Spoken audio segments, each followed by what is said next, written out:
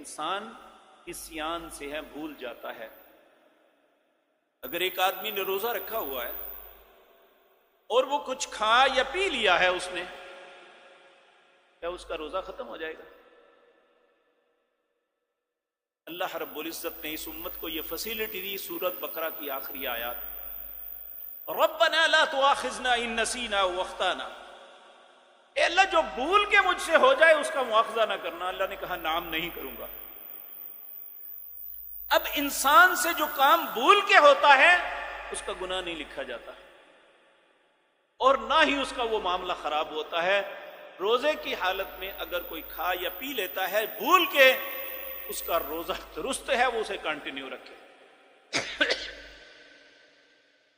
اسی طرح انسانی فطرت ہے، نوجوانی کی زندگی میں انسان سویا احتلام ہو گیا، پر روزے کو کچھ نہیں ہے، کیونکہ یہ اس کے بس میں نہیں ہے۔